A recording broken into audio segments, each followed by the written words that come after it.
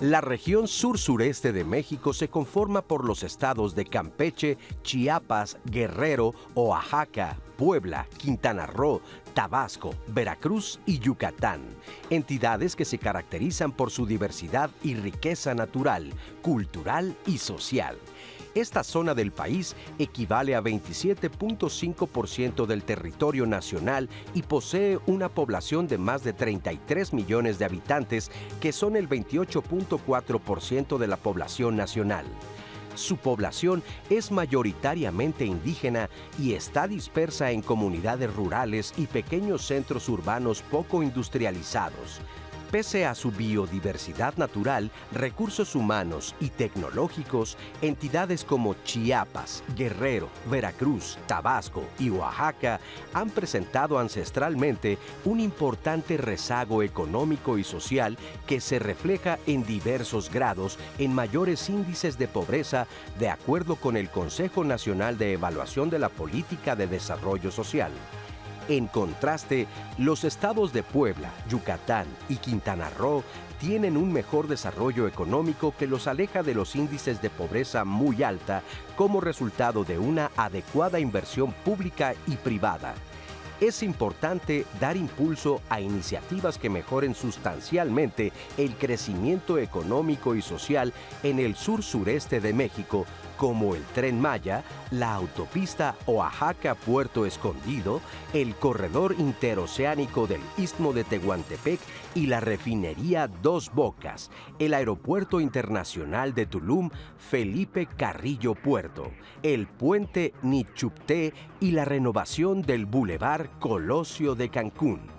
El Instituto Mexicano del Seguro Social dio a conocer en su informe de febrero de 2024 que el estado de Quintana Roo fue líder en la generación de empleos formales en el territorio nacional, con un aumento de 7.7% debido a la inversión en construcción de infraestructura y servicios.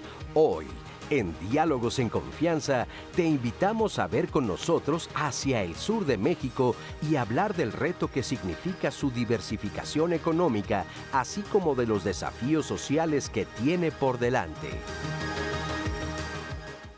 Viendo al sur de México, nuestro tema en Diálogos en Confianza, gracias a quienes ahora nos están viendo en nuestra señal de televisión. Estábamos en redes saludando desde hace unos momentos ya a Oaxaca, Puebla, Veracruz, a Campeche, a Tabasco, a Quintana Roo, a Yucatán y por supuesto a toda la República Mexicana, para que miremos juntos al sur-sureste. Ya vimos esta radiografía, esta introducción de lo que significa este potencial de desarrollo en la región, y con nuestros expertos vamos a comentarlo. Jimena Raya, Magdalena Alejo, nuestras intérpretes en lengua de señas mexicana. Diana, ¿cómo estás? Pendiente de redes y ya nos compartiste algunos comentarios previos. Buenos días. Hola Lupita, muy bien, muchas gracias. Y a todas las personas que ya estaban en redes, gracias por seguir con nosotros. Y a todas las personas que ya se están uniendo, les invito a que participen en Facebook, en YouTube, o que nos pueden hablar al centro de contacto con la audiencia en el 5551 664000 para que nos digan si ustedes han visto al sur, al sureste de nuestro país, qué creen que hace falta para apoyar este desarrollo económico, turístico, o si ustedes lo que nos quieran comentar sobre estas regiones. Aquí van a ser muy bienvenidos todos sus comentarios, y también para que compartan el programa para que más personas se unan a esta conversación. Muchas gracias, Diana. Les presento a nuestro panel de invitados esta mañana. Doctor John Scott Andretta, investigador académico del Coneval. Bienvenido, John. Muchas gracias por la invitación. Gracias por acompañarnos. El ingeniero Guillermo Gu Gómez, coordinador ejecutivo de Fidesur, Fideicomiso para el Desarrollo Regional del Sur-Sureste. Guillermo. ¿Qué tal? Muy buenos días. Muchas gracias por la invitación. Gracias a ti por acompañarnos. El doctor José Antonio de los Reyes Heredia, rector general de la Universidad Autónoma Metropolitana. Y felicidades por el aniversario. Muchas gracias por la felicitación. Es un gusto estar con ustedes compartiendo este plató. Ya comentábamos en redes sociales lo que significa para nuestro país esta región del sur-sureste. Si hacemos un diagnóstico, una descripción, John, ¿cómo identificamos esta zona que se ha caracterizado por rezago económico, social, niveles de pobreza y atraso? Sí, yo enfatizaría que el país tiene una gran desigualdad regional, histórica, persistente, desde que tenemos datos, desde el Porfiriato hasta la fecha, que tiene que ver con, obviamente, la geografía del país, la distancia de la zona sur-sureste hacia los mercados del norte, que se enfatizó sobre todo con el Tratado de Libre Comercio. Y por lo tanto, pues la gran prioridad es invertir tanto en infraestructura como en la gente que está en el sur-sureste, en salud, en acceso a seguridad social, en acceso a vivienda de calidad. La calidad de la educación es algo fundamental, y hacerlo en forma integral. Es decir, no hay una solución desafortunadamente simple que pueda uno decir es A, es B. Son una cantidad de cosas a la vez. Nosotros en México medimos la pobreza, como sabes, en forma multidimensional. Y eso pues, nos muestra, esa medición que publica Coneval cada 2 años, te permite ver que no nada más hay un problema de ingresos bajos, hay un problema simultáneamente de carencias sociales básicas a la vez. Entonces necesitas atender todas estas cosas en forma simultánea. Claro. Pero yo creo que sí hay un gran potencial para hacerlo, porque como hemos dicho, es una zona con muchísima riqueza, con mucha juventud, y yo creo que lo que ha faltado es inversión adecuada e integral. Muchas gracias, John. José Antonio, ¿cuál es esa primera mirada al sur-sureste que haces? Yo creo que el sur-sureste es rico en la parte de diversidad cultural. Tenemos muchas poblaciones originarias, una riqueza de lenguas de nuestro país. Y por otro lado, la región con una gran biodiversidad es la región que concentra especies que son originarias de México. Y de la misma manera creo que esto se puede ver desde la perspectiva del acceso a los diversos servicios. El sur-sureste ha sido una región que ha tenido menos servicios en términos de salud, educación y demás, comparado con las otras regiones de nuestro país. Bien, muchas gracias. Tu primera mirada al sur-sureste, ¿cuál sería? Pues es una región diversa, llena de recursos, que ha tenido un rezago en ciertas condiciones que permitan a la gente tener bienestar y mejor calidad de vida, ¿no? Sin embargo, los contextos en el sur-sureste son distintos. Podemos identificar la región de la península de Yucatán, la región del Golfo de México, o la región de la frontera sur, o la región del Istmo de Tehuantepec, o la región Pacífico Sur, donde están los estados de Guerrero, Oaxaca, Chiapas. Cada una tiene como contextos culturales, étnicos, sociales, económicos distintos. Por lo tanto, hoy por hoy podemos ver una región sumamente diversa, un mosaico bien heterogéneo, en donde hay polos de desarrollo, hay proyectos de inversión que se han recientemente desarrollado, que representan alternativas de desarrollo, mejores condiciones para el desarrollo. Lo importante de esta mirada al sur es reconocer este mosaico tan heterogéneo y encontrar las soluciones específicas para cada territorio, de manera que se generen condiciones propicias para que la gente pueda prosperar. Porque lo veíamos en la cápsula, muchas gracias por sus primeros comentarios. Hablaban de Puebla, Yucatán y Quintana Roo, que si bien pertenecen a esta región del sur-sureste, tienen índices de crecimiento económico, de nivel educativo, de acceso a la salud muy distintos a lo que puede ser Oaxaca, Campeche, Guerrero, Chiapas, Tabasco y Veracruz. ¿Por qué esta distinción incluso dentro de la misma región? ¿Qué es lo que ha pasado ahí?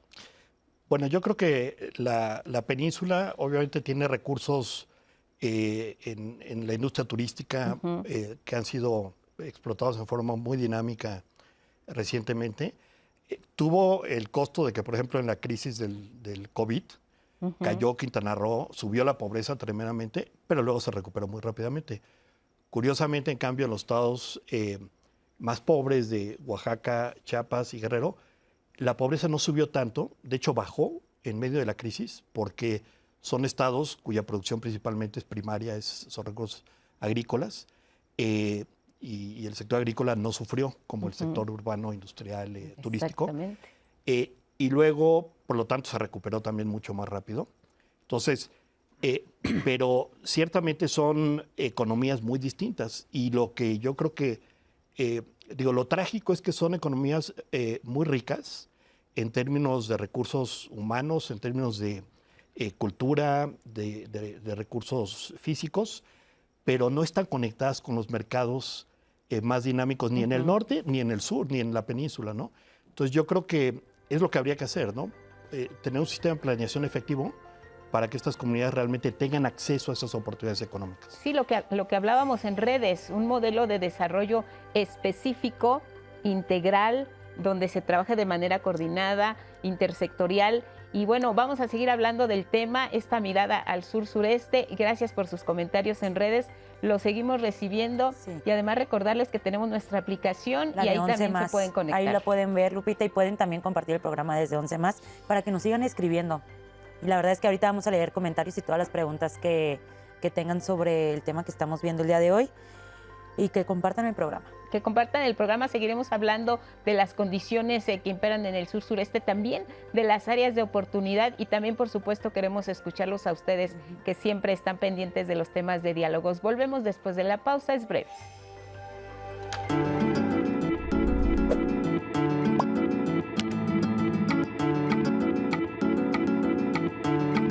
La región sur-sureste de México está conformada por 9 entidades y cuenta con una población de más de 33 millones de habitantes. Gobierno de México.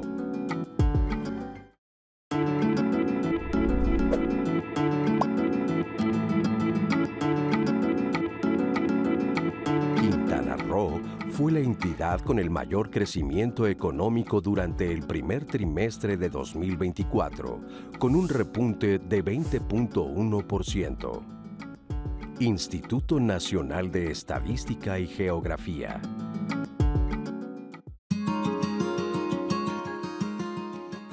Fidesur es un mecanismo, un instrumento financiero que está diseñado para apoyar acciones, proyectos, estudios para impulsar el desarrollo integral de la región. Para eso fue creado Fidesur, ¿no? Fidesur es un fideicomiso en donde la entidad ejecutiva, coordinación ejecutiva, le responde de sus acciones a un consejo consultivo integrado por los gobiernos de los estados que conforman el Fidesur y por el fiduciario de Banobras.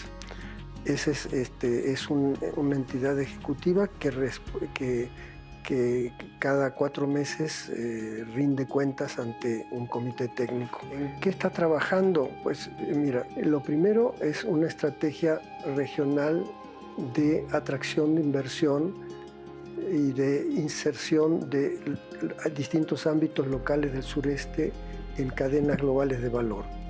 Lo segundo es que se consideró muy importante la promoción de servicios de transporte marítimo de corta distancia que permitieran conectar al sureste con algunas regiones de Estados Unidos, en particular el sureste de los Estados Unidos, con región con la que hay una posibilidad de complementariedad muy fuerte, pero que esa posibilidad requiere una conexión directa y no a través de las vías terrestres a través de la frontera. La tercera es que había el tema de el café afectado por una plaga.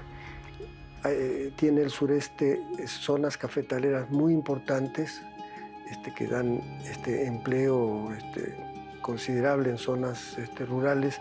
Y entonces el tema era cómo propiciar una recuperación de las zonas cafetaleras y iniciar procesos de desarrollo de esas zonas, ¿no? También trabajó Fidesur en una estrategia regional de adaptación al cambio climático, que ni es la planeación nacional de adaptación al cambio climático ni la reproducción de esa planeación nacional en los estados, sino es un planteamiento de cómo atender problemas de adaptación que se presentan en distintos tipos de territorios que se presentan en el sureste. Otra iniciativa era de cómo propiciar en el sur-sureste un crecimiento urbano menos concentrado en las principales ciudades y a la vez cómo propiciar de manera más sistemática la integración de territorios muy amplios, territorios rurales físicamente marginados, de difícil acceso desde las zonas urbanas. Y en fin, eso es en lo que ha trabajado Fidesur. Pues ya tenemos una idea más de lo que hace el Fidesur. ¿Cómo eligen los proyectos a los que se les va a destinar el recurso necesario para detonarlos? Ya.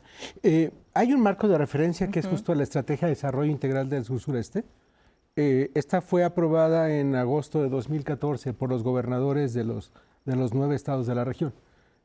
Luego entonces Fidesur, como mecanismo financiero ya establecido desde 2001, ha podido servir a los estados para que sea el mecanismo de coordinación regional entre los estados, donde se canalizan recursos para estos proyectos. En el marco de la ENDIRSE, de la estrategia regional, se identificaron algunas líneas de trabajo que son transversales, o sea, que no es que solo es de interés particular para algún estado en particular, sino que tienen un impacto en toda la región. Y en la cápsula se refería justo a estas vertientes.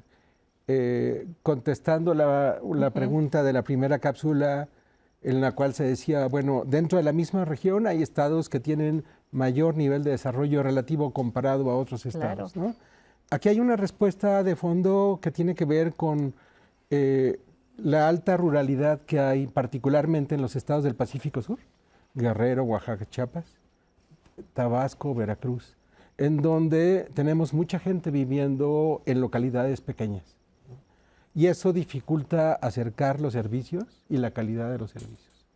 Entonces, hay un planteamiento de un trabajo que se ha desarrollado en el fideicomiso, que es buscar una estrategia de integración de lo rural con lo urbano. Una fórmula, como nos ha sucedido en este país, es que la gente migra a las ciudades y se integra. La otra deseable sería que la gente no dejara sus territorios y encontrara los satisfactores para poder habitar sus territorios, ¿no? Con todo lo que eso implica. Y entonces hicimos un análisis de cómo mejorar la conectividad de 9 grandes zonas rurales que tiene el sur-sureste, que se basa fundamentalmente en cómo conectar caminos alimentadores con carreteras secundarias, de manera que desde la perspectiva, desde el guarache de un habitante rural, ¿cuáles son las rutas más cortas para acceder a los servicios básicos? Por ejemplo, tengo niños en la escuela primaria, pero en algún momento esperamos que vayan a secundaria y secundaria no hay en todas las localidades.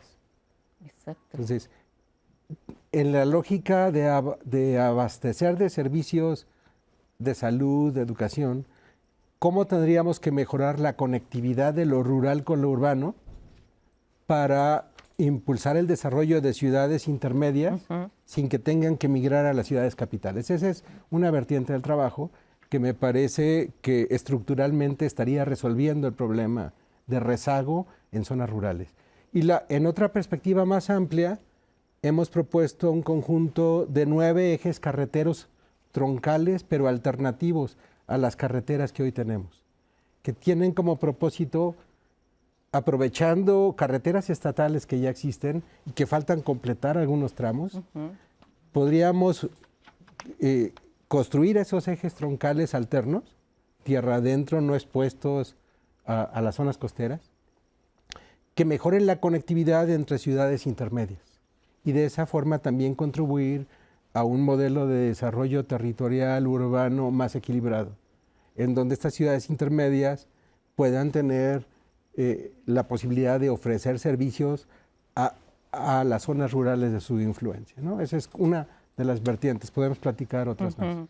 Mencionabas ahora, Guillermo, este tema de los rezagos. Si nos vamos al tema del rezago educativo, ¿qué tanto ha frenado el desarrollo económico de esta región sur-sureste? Sin duda se puede establecer una correlación en términos del desarrollo educativo versus el desarrollo económico, porque así lo muestran otros países. Sí. Yo creo que aquí donde debemos trabajar es en fortalecer alianzas. Son tiempos de compartir entre las instituciones de educación, en particular entre las universidades. Nosotros, por ejemplo, sabemos que tenemos que ir a los territorios. Somos una universidad de carácter federal. Por ejemplo, fuimos a Bacalar y a Chetumal para establecer con la Secretaría de Desarrollo Económico de la gobernadora Mara Lezama un programa en el cual eso puede crecer, en el cual se den cierto tipo de cursos a distancia o presenciales que ayuden en temas, por ejemplo, de economía social y solidaria, cómo reforzar en el sur del estado, que está menos desarrollado que el norte, y que de alguna manera nos permita establecer proyectos productivos.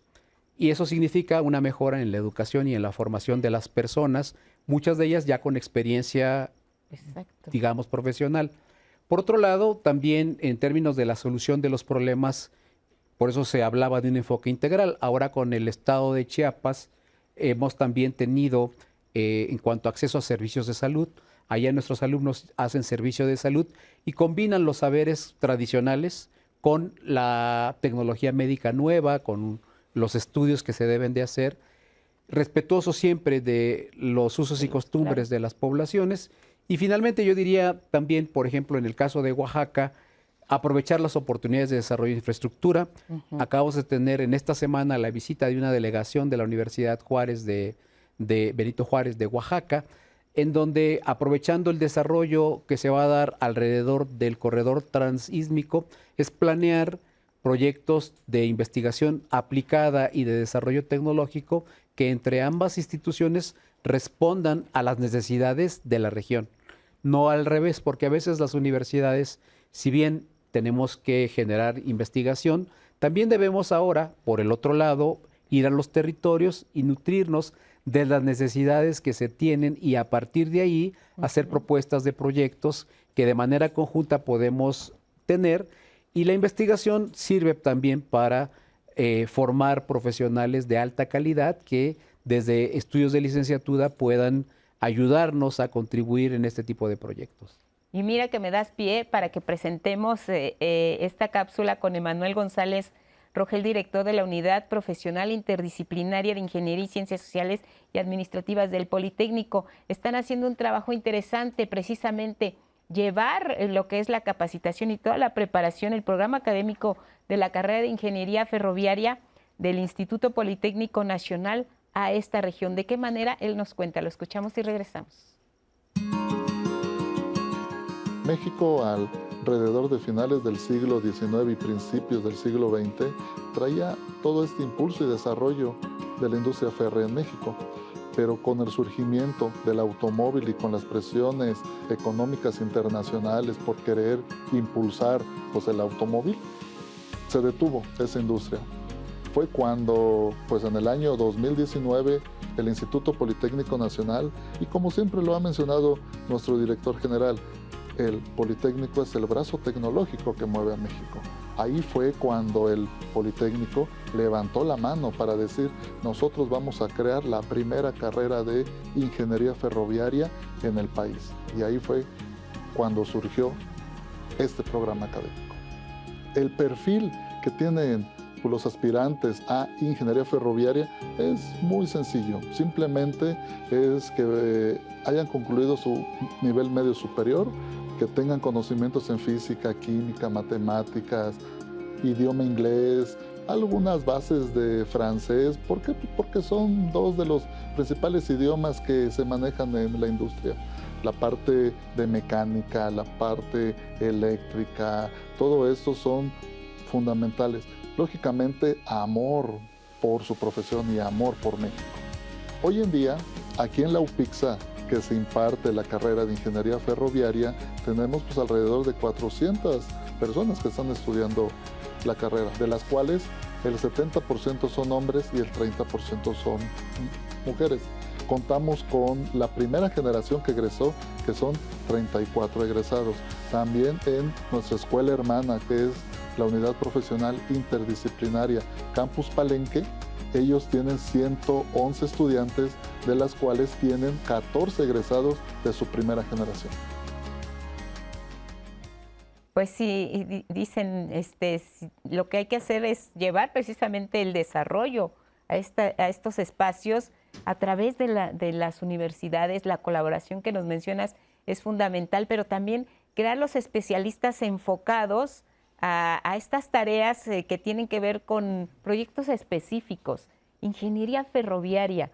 Ahora en México estamos regresando a los ferrocarriles, hay todo un proyecto de crecimiento de esta área de los ferrocarriles en materia de comunicaciones, pero al mismo tiempo, ¿cómo podemos aprovechar las bondades de la región, la necesaria interconexión sin dañar o sin afectar al mismo tiempo a quienes están viviendo, a quienes resultarán beneficiados? O sea, aprovechar el entorno y al mismo tiempo preservarlo. ¿Cuál es esa fórmula que no debemos perder de vista cuando se trata de llevar el desarrollo a esta zona? Yo creo que algo fundamental es usar evidencia de calidad, es decir, tenemos muchos datos, tenemos muchos estudios, pero no siempre las políticas públicas se fundamentan en los estudios. Por ejemplo, el gran esfuerzo de inversión que se ha hecho, yo creo que es bien importante y que espero que continúe, que se base en evidencia de calidad para ver dónde es más costo efectivo. Creo que el tema de conectar, por ejemplo, a nivel local, las comunidades, es fundamental. Ver cuál es el balance entre eso y las grandes conexiones a los mercados del norte por vías costeras o por vías marítimas. Cuántos recursos hay que dirigir a distintos tipos de poblaciones. En México recientemente se han impulsado programas sociales bien importantes, pero hay un sesgo muy grande hacia población de mayor edad, con la pensión de adultos mayores. En cambio, la inversión en el primer ciclo de vida, en la infancia temprana, que es crítica, ha sido mucho más débil. Y eso es en estas zonas fundamentales donde las familias son jóvenes, donde esa inversión pues, determina la capacidad de esos estudiantes. Aún si la calidad es buena, si tú no inviertes en los niños en una edad temprana, pues ya perdiste esa ventana, ¿no? Entonces, yo creo que todas esas decisiones, hemos visto que es el programa de Desarrollo Regional Sur es un programa bien complejo, por eso no se ha resuelto en tantos décadas y siglos. Requiere evidencia de calidad y usar esa evidencia para informar las políticas públicas, reconociendo la complejidad del problema, ¿no?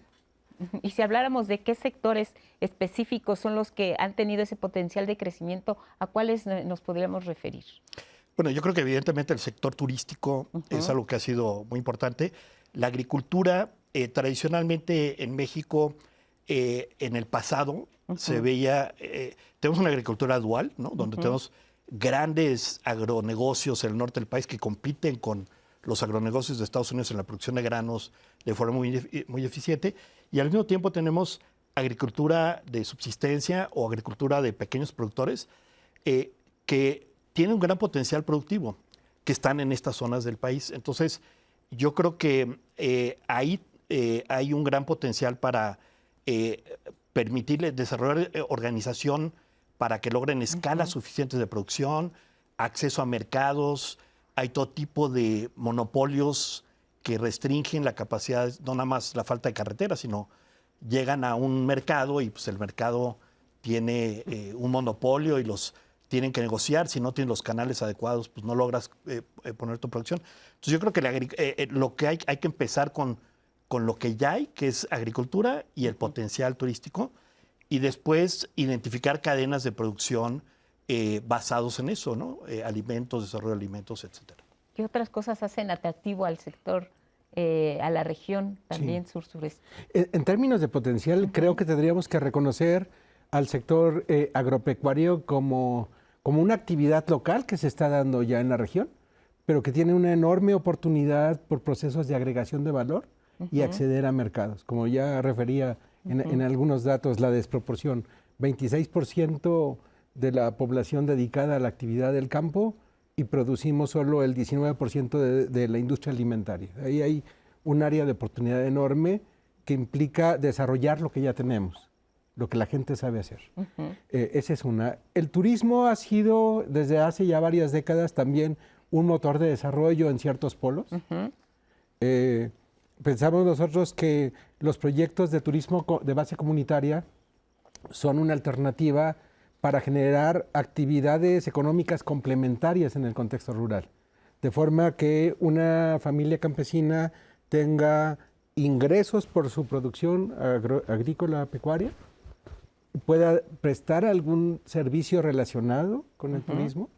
Entonces, algo importante es la diversificación de actividades, de manera que la gente tenga alternativas de ocupación, de empleo y de ingreso. Entonces, hablamos del desarrollo agroindustrial, del desarrollo turístico, en la conexión, es algo que estamos trabajando en cooperación con un proyecto de la USAID, el proyecto Surges, plantea cómo articular la oferta de turismo comunitario con los segmentos de turismo de reuniones. Por ejemplo, Cancún es un polo turístico impresionante. La ciudad de Mérida tiene un centro internacional, un centro de convenciones, que cada semana o 2 veces a la semana alberga convenciones de 2,000 personas. Si el 10% de ese grupo acepta una propuesta de circuitos, corredores turísticos que se internen en los contextos rurales para ofrecer experiencias que no van a tener en las ciudades, el impacto económico que tendremos en las comunidades rurales por ese flujo no masivo de visitantes es enorme. Este es un proyecto que estamos también trabajando. Otro tema, hace justo un mes presentamos una propuesta para el desarrollo de energías renovables en el sur-sureste. Todos sabemos que por décadas el sur fue la cuenca petrolera del país, del cual generó grandes beneficios para México. Hay un proceso de transición energética que estamos obligados a atender y de repente eso no representa ningún riesgo o amenaza para la actividad petrolera, sino nuevas oportunidades, incluso en esas zonas petroleras. Por ahí hay estudios que revelan que el potencial para generar electricidad con base a energía eólica permitiría nada más en el sur-sureste producir 3 veces la demanda de energía eléctrica que tiene el país en su conjunto.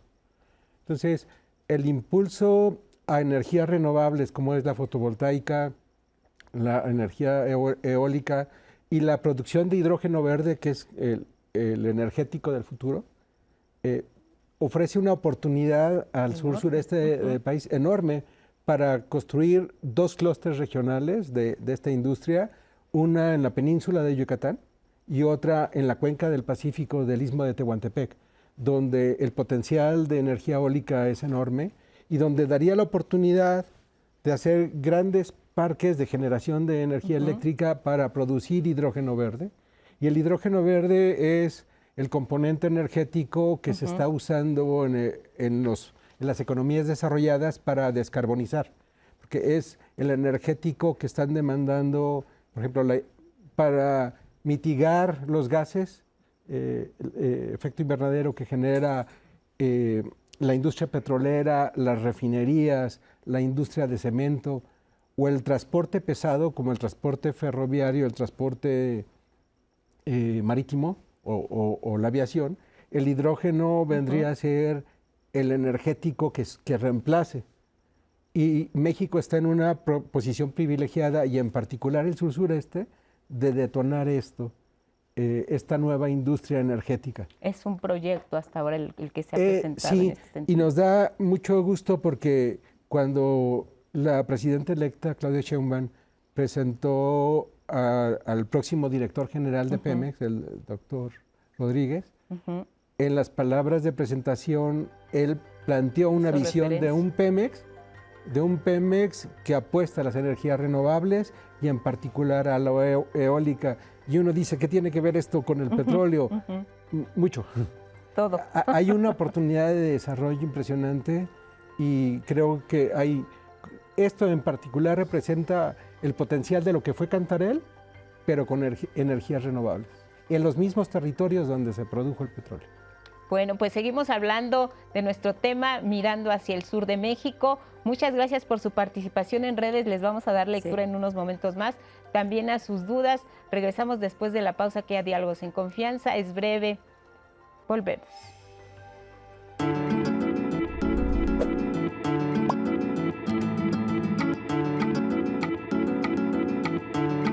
Uno de los mayores retos en la región sur-sureste es la generación de energía.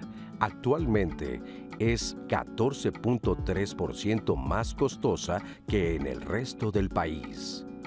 Instituto Mexicano para la Competitividad.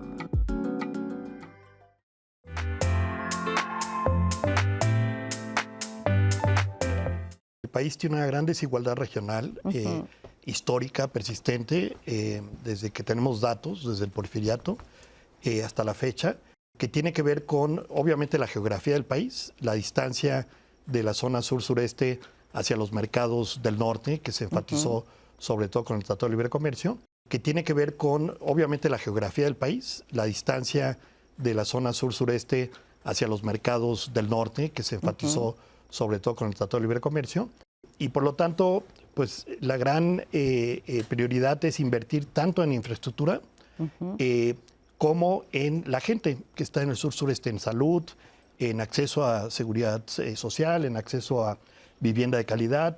La calidad de la educación es algo fundamental.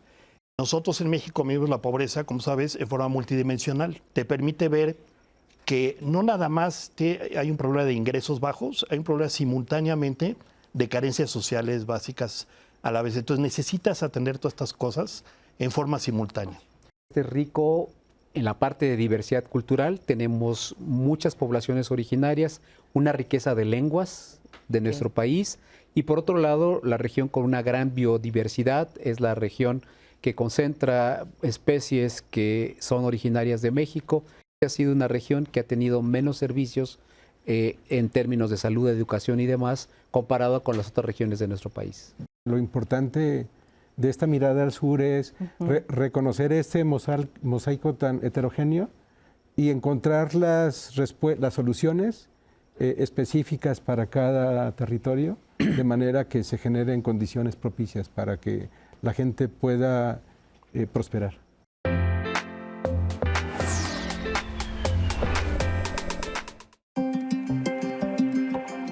En lo particular, nuestro país cuenta con 27,000 kilómetros de vías, más cerca de 1,500 que se han construido en el último sexenio y alrededor de 3,000 que se pretenden construir en el siguiente sexenio. Proyectos ambiciosos como lo es el Tren Maya, el Tren Interoceánico y una diversidad de proyectos locales y regionales que hacen que las instituciones como el Instituto Politécnico Nacional deban dar respuesta a este llamado. Las necesidades de la ingeniería en transporte y más específicamente de la ingeniería ferroviaria responderán al requerimiento apremiante de formar expertos en el área, pues ninguna otra universidad ofrece un programa educativo para el sector. El perfil del egresado de la carrera de ingeniería ferroviaria tiene que ver con la preparación de un ingeniero con enfoque interdisciplinario, que es la filosofía de este campus del Politécnico UPIXA desde su creación. Entonces nos preocupamos por formar un ingeniero que sea integrador de soluciones ferroviarias, que es un aspecto que consideramos que se ha necesitado en diversos proyectos. Es un ingeniero que desarrolla su capacidad de innovación para poder adaptar tecnologías antiguas del ferrocarril, como también nuevas tecnologías, dado los avances que se están registrando en todos los campos de las ciencias y con ello, por supuesto, poder tener sistemas ferroviarios modernos, de buena calidad, con buen desempeño y, por supuesto, siempre cuidando la seguridad tanto de nuestros usuarios cuando se trate de transporte ferroviario de pasajeros, como también de la propia transportación de las mercancías. La Unidad Profesional Interdisciplinaria de Ingeniería Campus Palenque es una de las unidades más recientes del Instituto Politécnico Nacional. Actualmente tenemos cerca de 560 alumnos, 55 docentes, 9 personas de apoyo y asistencia a la educación y 17 funcionarios. Nuestros ingenieros en el sur-sureste del país pues llegan también con una meta muy clara de apoyar al Tren Maya y al Tren Transísmico en el desarrollo de la transportación de carga. Es un proyecto muy interesante, se está dando el fenómeno del acercamiento de los mercados aquí en nuestro país, que lo conocemos como nearshoring, y nuestros ingenieros también pues llevan una preparación fundamental para que puedan desarrollar con las empresas, tanto usuarias del ferrocarril como las mismas empresas ferroviarias, puedan desarrollar los mejores servicios que requiere tanto el mercado mexicano como el mercado en América en toda su extensión. La formación de ingenieros en esta zona del sureste proporcionará capital humano capacitado científica y técnicamente para resolver los problemas de movilidad de pasajeros y mercancías a través de la aplicación del conocimiento y la innovación de las tecnologías, componentes y recursos de transporte ferroviario y toda su cadena de valor. Sin duda, la presencia del Politécnico en el sureste del país es ya una realidad y está ya transformando vidas. Gracias por seguir con nosotras, Jueves de Sociedad, y gracias a Daniel Castro y a Francisco Bojorquez por esta entrevista. Este sábado va a ser la apertura de esta unidad profesional interdisciplinaria de ingeniería en Palenque, porque es importante, porque se está volteando a ver al sur y al sureste de la región. Muchas gracias a todas las personas que nos han escrito, que nos han llamado, y a todas las personas que nos han dicho que también es importante voltear a ver a otras regiones del país. Claro que es importante, como Marije Gómez, que nos dice que los puertos en Lázaro Cárdenas, en Michoacán, necesitan también que se volteen a ver y que necesitan un avance. Estoy yo de acuerdo. Y yéndonos a comentarios del sur y sureste del país, Jackie nos escribió y nos dijo: he tenido la oportunidad de vivir temporalmente en Chiapas. Allí pude constatar la riqueza natural y cultural del estado. Asimismo, pude ver las carencias, el atraso, abandono y rezago en el que se encuentra. Me entristeció ver que no hay fomento al turismo. Hay hermosas playas que no tienen turistas y otras que intentan convertirse en espacios turísticos, pero que están llenas de basura y que nadie regula esto. Muchas gracias, Jackie, por tu comentario.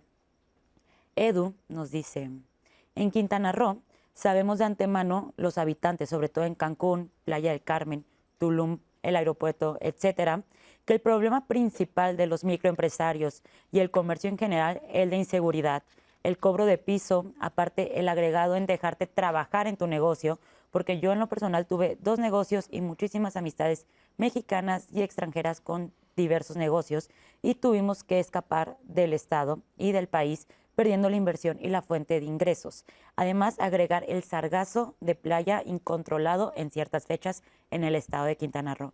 Muchas gracias, Edu, por tu comentario. Rita Lourdes nos escribió: yo espero que el estado de Guerrero sea incorporado de formar parte integral a esta región, ya que a mi parecer no estuvo en un plan o programa porque no tuvo tren, aeropuerto nuevo, etcétera. Incluso el estado de Guerrero fue con los de menor baja de pobreza. Muchas gracias por tu comentario. Y nos escribió que Desiderio Domínguez dice: se necesita en Chiapas infraestructura en carreteras, modernizar autopistas e industrializar el estado. Nos dice Carla Castro: sin educación la sociedad no avanza. Deberían impulsar mejores programas educativos que le permitan a la población de esos estados tener más oportunidades. Nos preguntan, Ángel, que si la llegada de empresas extranjeras podría ser un buen modelo de crecimiento para la región. ¿Qué le podríamos decir a Ángel? La llegada de empresas extranjeras. La llegada de es un empresas modelo de extranjeras crecimiento para la región. Guillermo. Sí, digamos, la llegada de inversiones nacionales y extranjeras sin duda es un factor clave para el desarrollo, ¿no? Si uno mira los datos de exportaciones de Chiapas, ahora resulta que el sector que hace las mayores exportaciones en Chiapas es de la automotriz, y uno se pregunta: ¿y dónde está? Hay en el territorio, hay, hasta donde yo sé, 7 plantas de producción de arneses automotrices instaladas en el estado de Chiapas. Se anunció el año pasado la instalación de otra planta en Tabasco. En Yucatán, en torno a la ciudad de Mérida, hay al menos otra planta. Esto es solo con respecto al sector automotriz. Digamos, la región tiene un gran potencial en el desarrollo agroindustrial, como ya lo he dicho, y aquí hay un área de oportunidad enorme para inversiones nacionales y extranjeras para abastecer mercados, ¿no? Hay otros sectores. Lo importante es que en la estrategia de desarrollo podamos identificar qué actividades productivas pueden vincularse con cadenas globales de valor, de manera que podamos atender, sí, las demandas locales, regionales, podamos tener una mayor integración con el mercado nacional, pero también, digamos, equilibrar nuestra balanza para que una parte importante de nuestra capacidad productiva pueda tener una vía de salida, y aquí hacia los mercados.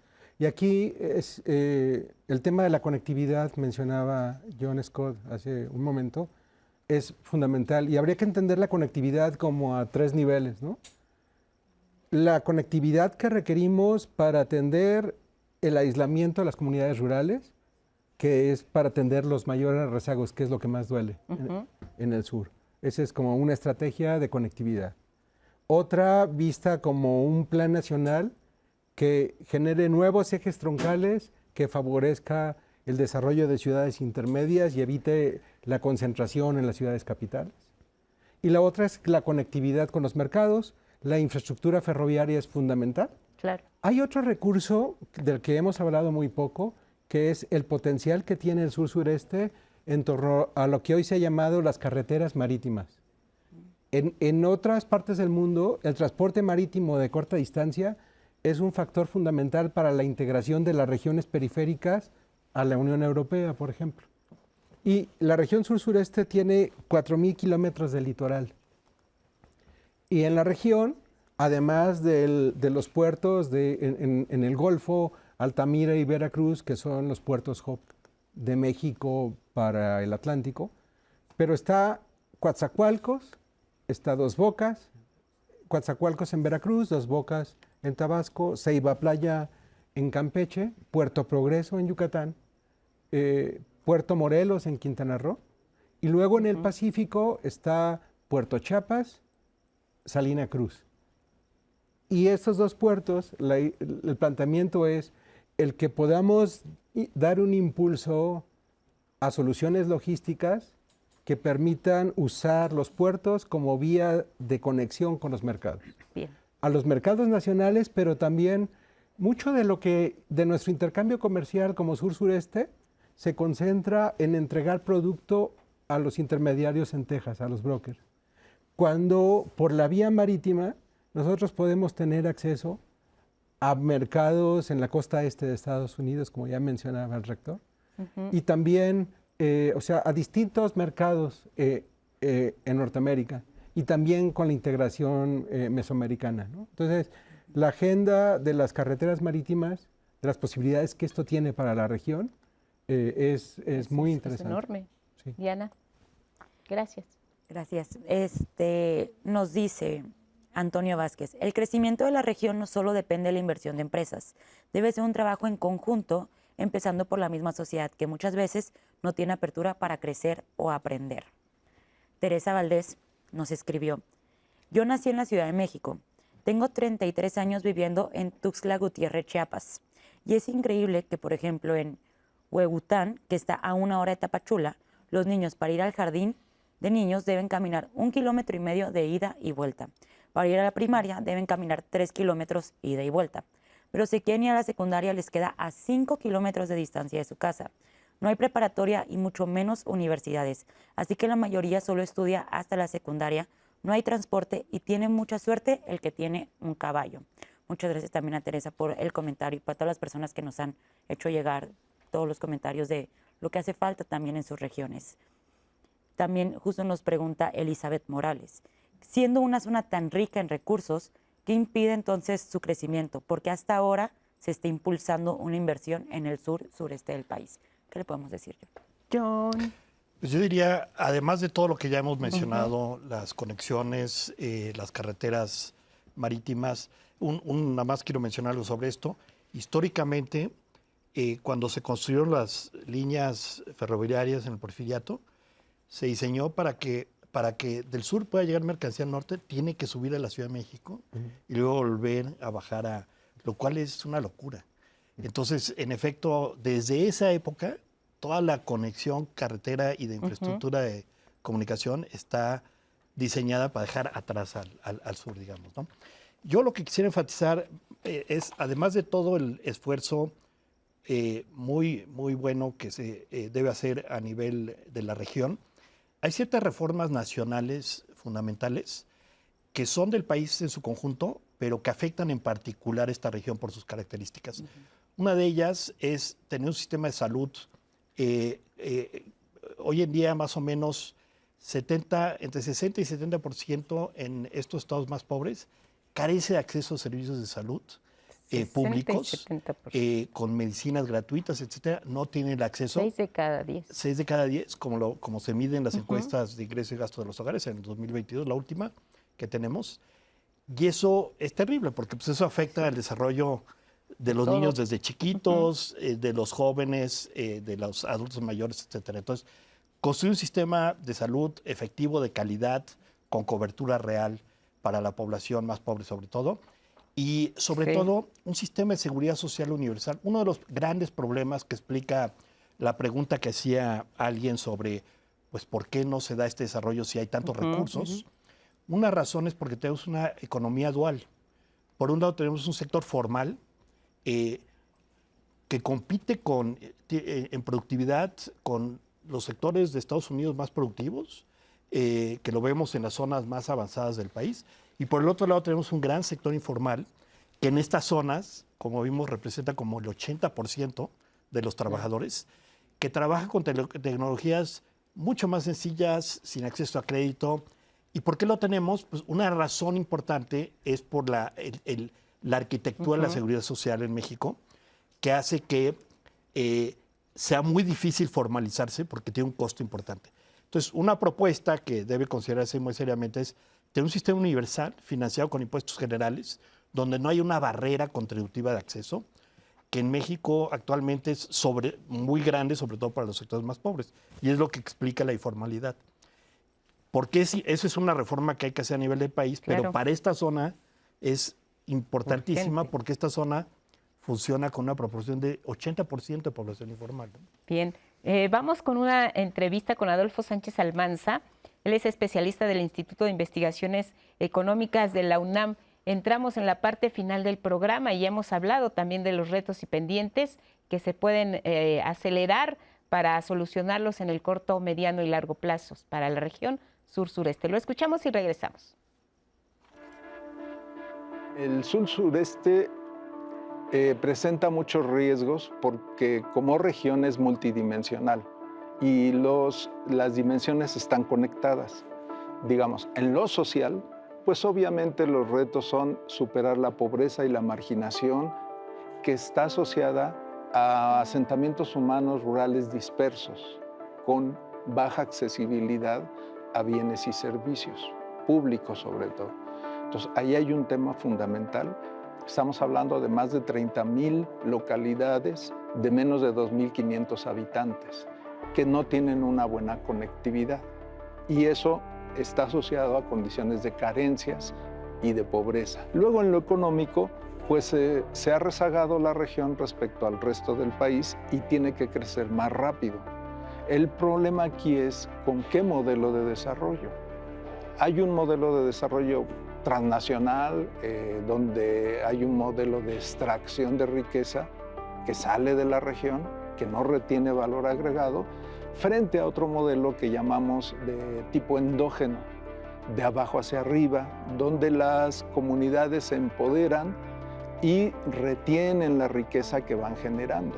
Tenemos que reconocer que hay comunidades que han estado acostumbradas a un modelo agroecológico que respeta la naturaleza, ahí entramos al terreno ambiental, frente a otros modelos más depredadores, más industrializados, por ejemplo, de la agricultura. Y la región tiene un gran potencial de desarrollo. Hay recursos de todo tipo, hay tierras agrícolas, se produce también ganadería, se produce miel, cacao, café, obviamente el turismo en la Riviera Maya, el petróleo. Entonces hay agua, hay una cantidad impresionante de recursos, pero que se tienen que ir aprovechando de manera racional y que los beneficios de esos recursos queden en las comunidades. Hay un nivel de educación más bajo, por eso los índices de marginación y de pobreza nos dan esos resultados, porque en términos educativos el nivel de preparación todavía es más bajo que el resto del país, pero también depende del modelo de desarrollo al que se quiera insertar la fuerza de trabajo. No es que la gente no le guste el desarrollo, o sea, sí quieren desarrollarse, pero también consideran qué tipo de desarrollo es el que hay que instrumentar. Y ahora lo que estamos viendo es la coexistencia de proyectos, digamos, modernos o modernizantes con los tradicionales. Y el tema sería pensar en esos modelos de desarrollo endógeno comunitarios que tienen la capacidad de lo que se llama de empoderar a las comunidades frente a modelos transnacionales. Entonces, esos son los modelos que ahorita están en cuestión. Hay que invertir mucho en educación, en salud, en vivienda, para empezar a resolver las necesidades básicas insatisfechas que además están garantizadas por la Constitución. Seguimos mirando a la región sur-sureste dentro de todos estos modelos y proyecciones de desarrollo. Tienen una experiencia, José Antonio, muy interesante que nos quieres compartir. Sí, yo creo que habría que pensar, hemos trabajado, por ejemplo, un modelo de micro biorefinerías rurales que sirven para justamente aumentar la gama de productos que se pueden ofrecer y comercializar. Este modelo es respetuoso porque tiene una planeación agrosocioecológica, y yo diría que se puede combinar también con los otros servicios que se ofrecen. En la parte de la transición energética es también relevante las energías alternativas que se pueden producir con también una conectividad diferente en términos, por ejemplo, de proyectos como uno de los que tenemos de conectividad por Internet en las comunidades rurales con tecnología accesible y de fácil reemplazo. Y finalmente también los programas educativos novedosos involucran preparar a las comunidades y que los programas sean pertinentes. Por ejemplo, con la UNACH, con la Universidad de Chiapas, hemos desarrollado un programa que apoya con economía social y solidaria y otras maneras de hacerlo, el desarrollo de medianas, micro y pequeñas empresas. Creo que eso nos llevará a tratar problemas, porque decía la canciller Alicia Bárcena en esta semana, si queremos que salga el mayor número de personas de la pobreza externa, tenemos que crecer al 4%, lo cual es significativo porque no estamos muy cercanos a ese índice. Y por último decir que en la zona pues tenemos entre 2020 y 2022 una gran salida de la pobreza en términos porcentuales en esos estados. Bien, un comentario final, no sé, de 20 segundos, John. Bueno, yo en 20 segundos nomás diría que es fundamental mantener esta mirada hacia el sur. Yo quiero celebrar que haya habido una intensificación de los recursos. Hay que mantenerlo y duplicarlo. Es una zona fundamental para el país, claro, y es donde se concentra la mayoría de los pobres con mayor pobreza en México, y es perfectamente soluble, nada más que necesita una estrategia integral bien pensada en todos los ámbitos. Bueno, pues te debemos tus 20 segundos. El programa se queda en redes. Muchas gracias a todos. Hay que mirar al sur de México. Gracias por su atención. Hasta la próxima. Gracias.